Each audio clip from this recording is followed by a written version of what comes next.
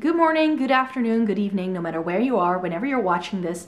This is Floating in Dreams, and today's video I thought we could chat about if I could keep only one eyeshadow palette from each brand. What would it be?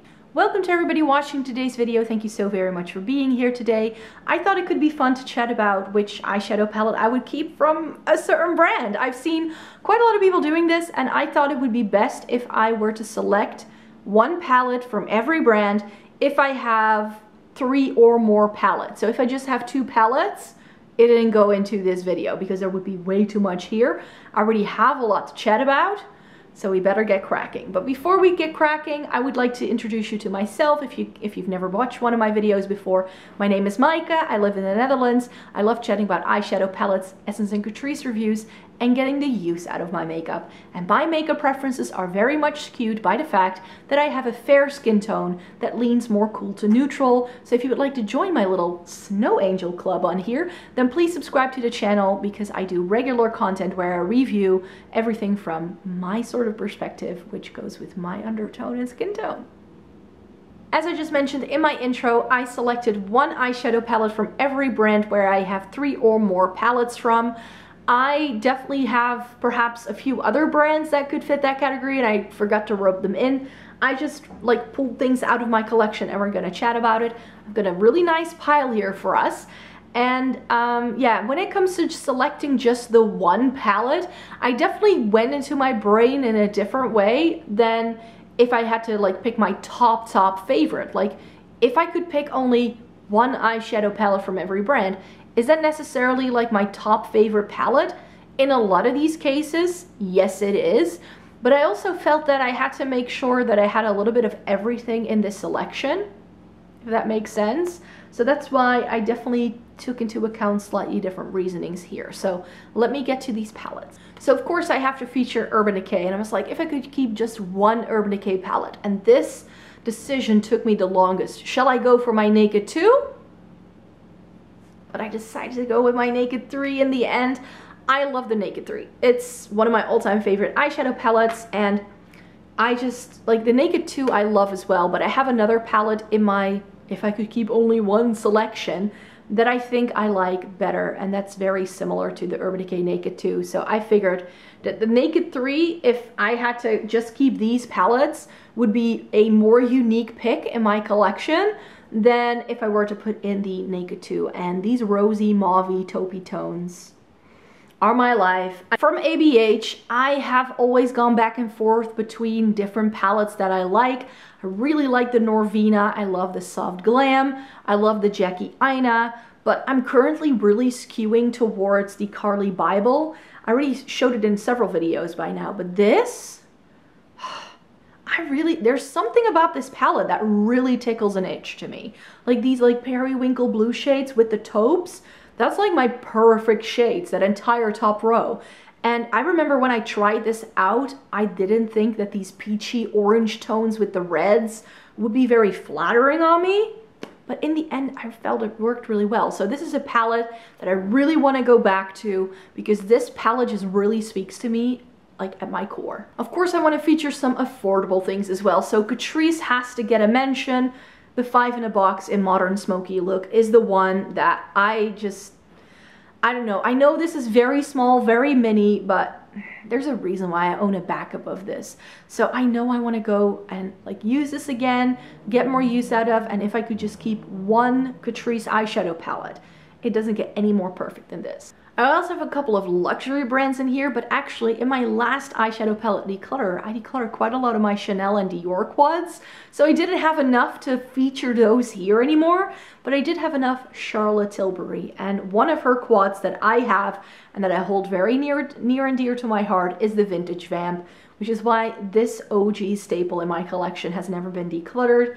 I really like this mauve shade that it has, and then combined with that darker shade, it makes for a really nice, easy, basic eye.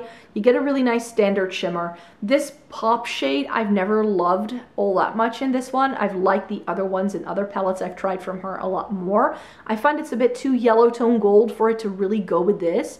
I feel that if this had been a brighter champagne, I would have liked it a little bit better. But yeah, I do really like how this comes together, and this has been one of my go-to staples for the holiday season for sure. I also have some indie brands in here, and one of them is Kaleidos, and the Electro Turquoise Futurism 5 from them is one of my favorite palettes. It's another one that's on my list to go back to that I want to try again. And this color story is just fun, unique, it's colorful, but you can still do neutral looks as well.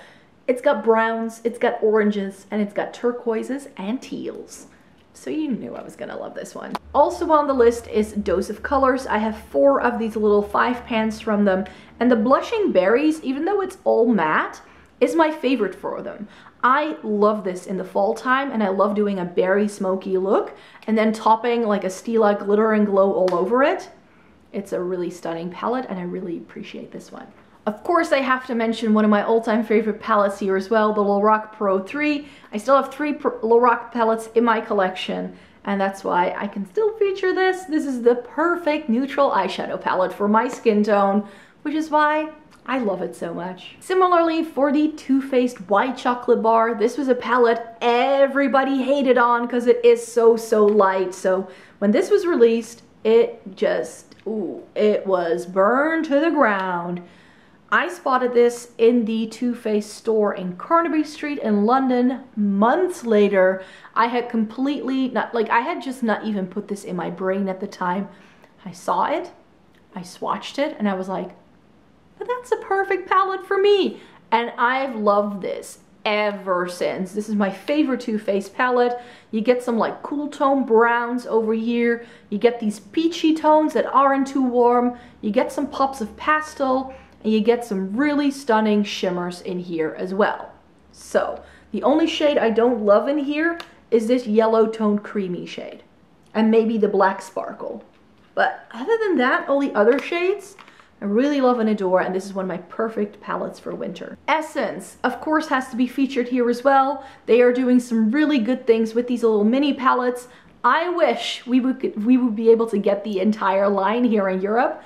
We only have 4 of these here, and of those 4, the Dancing Green is my favorite. This is how Essence should do more eyeshadow quality, because this is good. You get a little mirror, it's a really cheap plastic compact, but it's really slim, easy to throw into a makeup bag, and where a lot of these have quite a lot of grain tones in it, I love how this is a full-on green. Again, something a bit more luxury than Viseart's Violette Étendue. I think if you followed me for a while, that you saw this one coming. Because this, I keep raving about this. It's neutrals, but it also has those vibrant purples. So it's like the best of both worlds, really. You can do a full-on purple look with this, but you can also go more neutral. And so this is right up my street. Like, this is such a great product for sure. And if you can still get your hands on it, you want to just try one Viseart shade, this would be the one. A indie brand I tried recently, but that I do have 3 palettes from, is Game Beauty, and their Victory palette was the one that really pushed me over the edge to bite the bullet and place an order with this US-based indie brand. So it was a bit expensive for me to buy these palettes, but of the 3 that I tried, the Victory palette with these warm tones and the pops of teal really spoke to me. This is like the Colourpop Dream Street Kathleen Lights collab. But then in a more updated formula. So this was a lovely palette and I really enjoy it. OG followers of mine will remember how much I used to rave about Zoeva palettes, and I'm not entirely sure yet how I feel about some of the newer things they have released, but they are definitely a brand that has taken to heart the whole sustainability issue. They are no longer releasing that much, and they are just really focusing on releasing good staples, it seems, and not releasing too much. But a few years ago, the brand really tried to stay up to date with the trends and like release as much as everybody else. And they did regular limited editions, and I looked at all of my Zoeva eyeshadow palettes. And I was like, if I could just keep one of these, if I had to get rid of all of my Zoeva palettes, which is the one that I feel is the most unique and really adds something differently to my collection? And I was like, the Melody, man.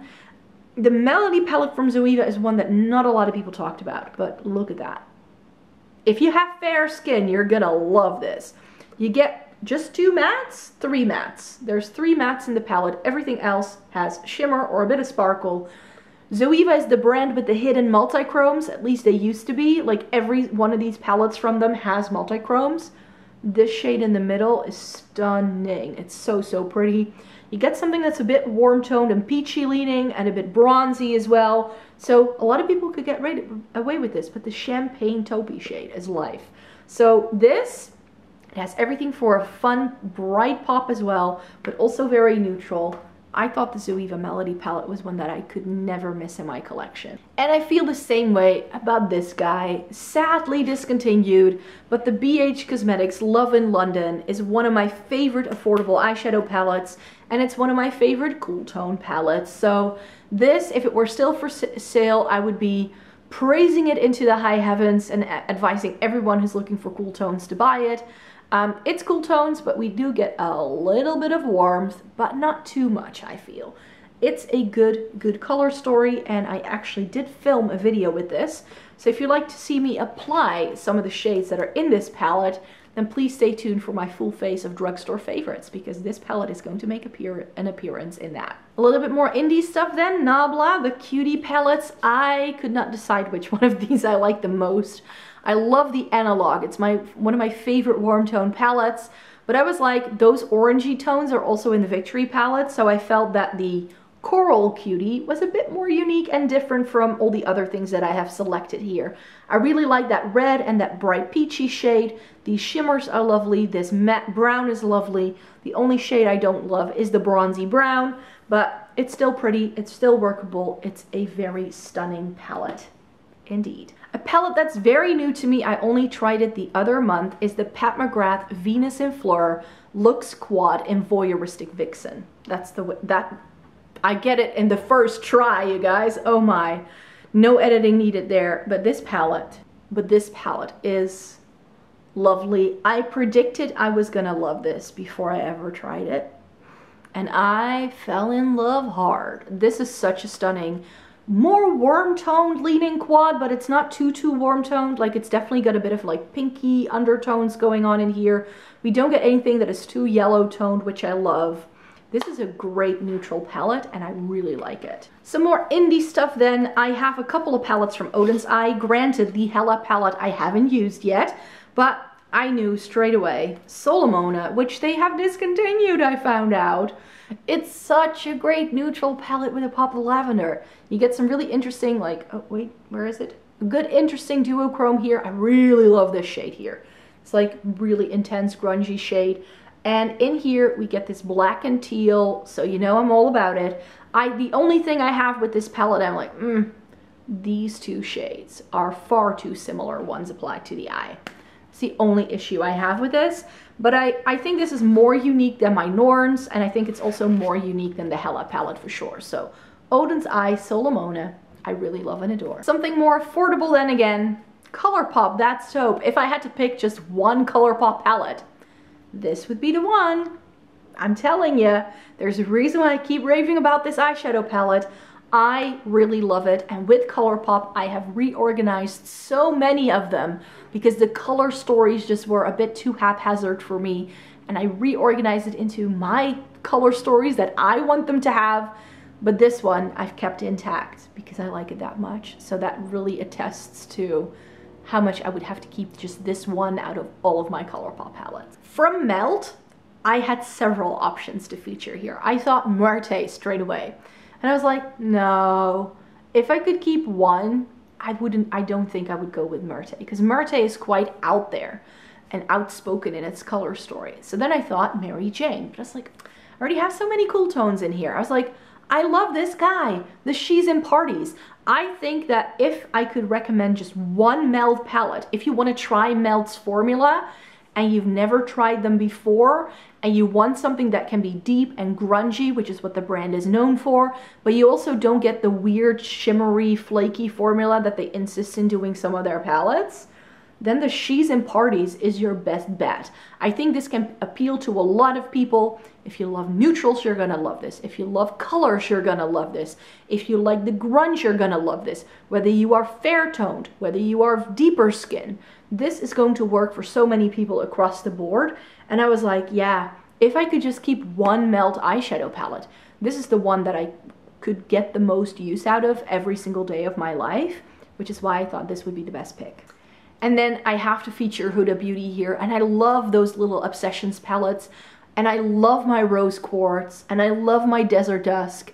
But I think for me, the palette I love the most from Huda, and that I get the most versatility out of, is the Mercury Retrograde. And in here, we do get some bright pops of color, we get some peachy tones, we get some rosy tones, we get some neutrals, like we get everything that we could possibly want.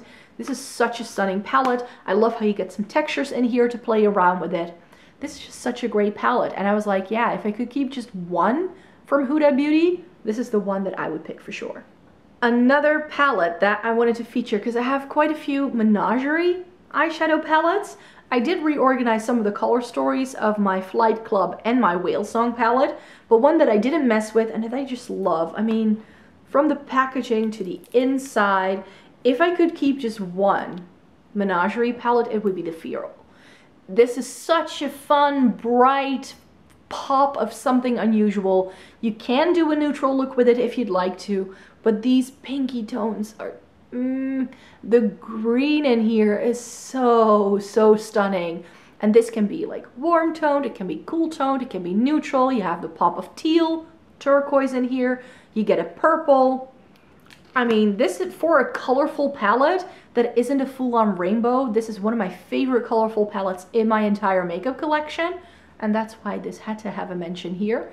And it is my favorite Menagerie palette too. Of course we have to mention Juvia's Place. Come on, I love myself some Juvia's Place, even though in recent years I haven't really seen Juvia's Place release anything in terms of eyeshadow that I still lust after. I feel their color stories have gotten a lot safer and just a little bit more standard, you could say.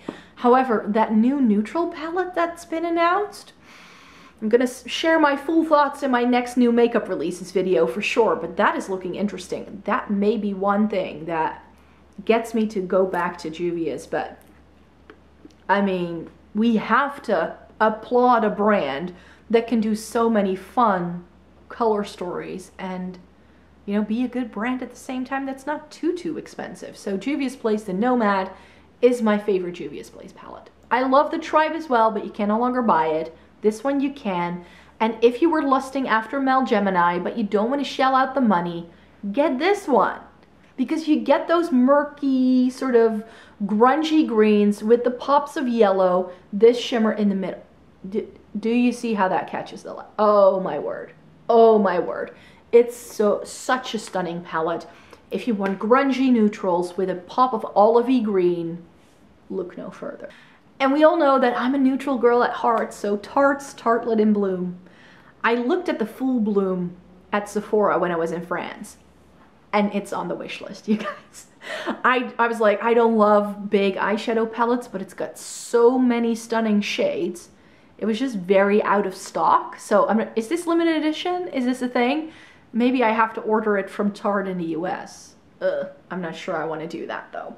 But yeah, I had a look at that palette and I was like, ooh. But then, you know, I would have to declutter this and I'm not sure I need to do that because I have a perfectly fine palette here. So, but yeah, that Full Bloom, when I spotted it in real life, it was like, ah, and I fell in love hard. But yeah. That's also because I love the original In Bloom. This is one of my favorite neutral palettes till this day. I've mentioned many times how I think this is a foolproof color story where if you stick to each row, you have a perfect quad and you have a foolproof look every single time, especially if you're a professional working in an environment where you can't wear a lot of makeup. This is the best eyeshadow palette you could possibly own. Shroud Cosmetics, Arcana. I have 3 Shroud Cosmetics palettes and this is by far my favorite. Look at the grungy jewel tones this has. I love jewel tones and this is my favorite palette, so it has to stay. You know what's coming next? Yes, this guy. This is another palette that I've been raving about, the Lime Crime Venus XL2. I have mentioned so many times how this is such a perfect color story if you have fair skin and a cool undertone. Like the sagey greens, the mauvey rose tones, the warm tones in here. This is such a stunning palette, and if I could just keep one Lime Crime palette, no brainer, no brainer, no brainer. And then I spotted in my makeup collection as I was going through everything that I actually have 3 palettes from Glamshop. So I was like, I can feature this again. The Coco Sanka from Glamshop. I really like their blue and their green palette as well. All three are still available on the website. This is an affordable EU indie brand. And they do this. Like, today the lighting is really working in my favor. Do you see that shimmer in the middle?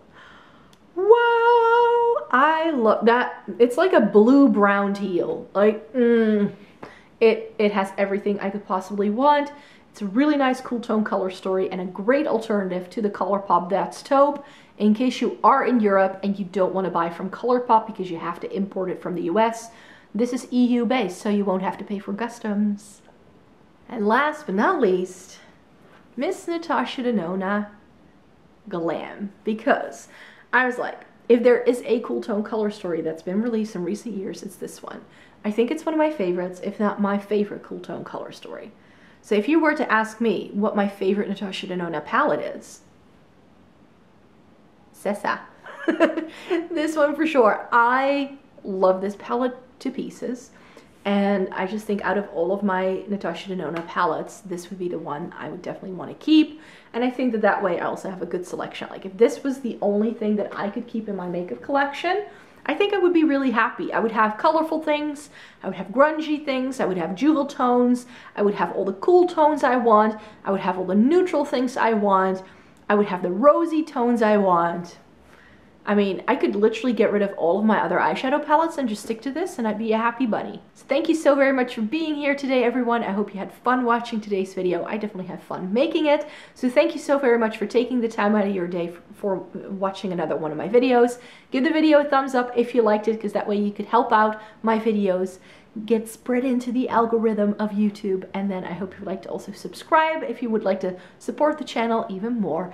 Take care, everybody. Have a great day, and I hope to see you in my next video. Bye-bye.